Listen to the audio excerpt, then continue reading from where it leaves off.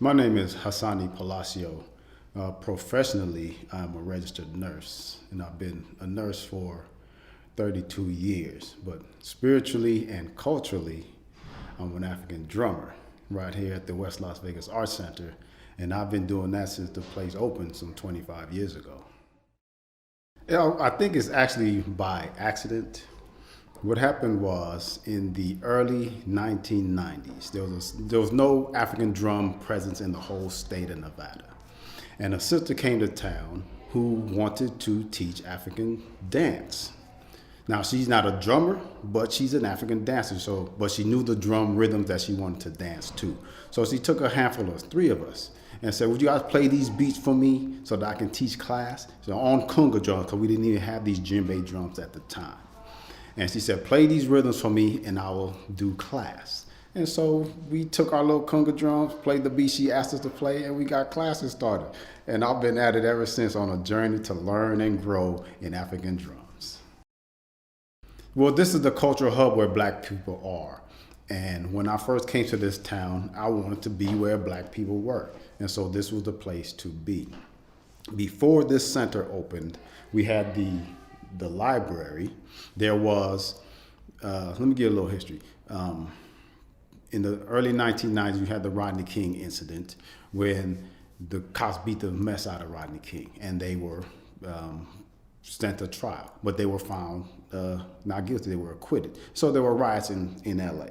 There were also riots in Las Vegas.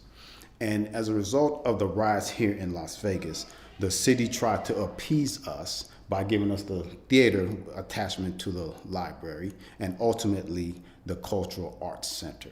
So when this Cultural Arts Center opened up, grand opening, we were here to do our little drum and dance contribution to the African Drum Center. And Ellis Rice, I got to give him a lot of credit, he asked me to teach drums in this center. I was a little hesitant initially because I was new to the drum. And I didn't feel that I knew enough to share with anybody. And after a long, thoughtful consideration, I said, well, if I am going to teach, I need to learn. I need to expand my knowledge base in order to start teaching. So I went on this quest to learn as much as I could so that I can start teaching, and I've been here ever since. Assimilation has been one of our biggest downfalls in my estimation. You can be proud of who you are and go about your business and still, respect black people, patronize black businesses, and help the black community to grow. But as soon as we got permission to integrate, we forgot where we came from and we left others behind. And this cultural center is important for this community to remember the African roots of who we are as a people.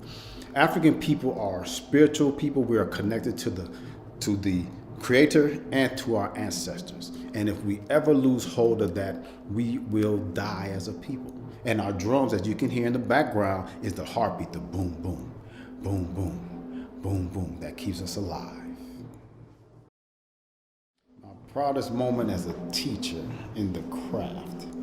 Let me diverge from that question for a quick second to say, my proudest accomplishment has been to be a father. To be a father of my child who was born and raised in this cultural center.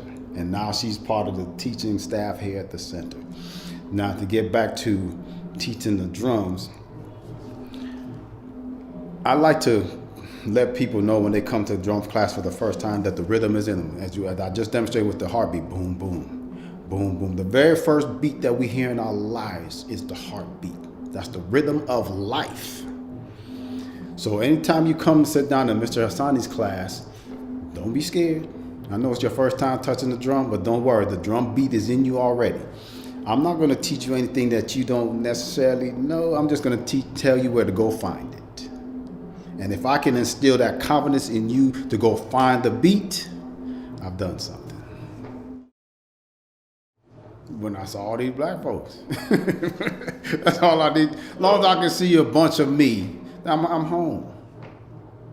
I mean, I know how to integrate my way into other communities and different aspects of society, sure. But I'm most comfortable around me.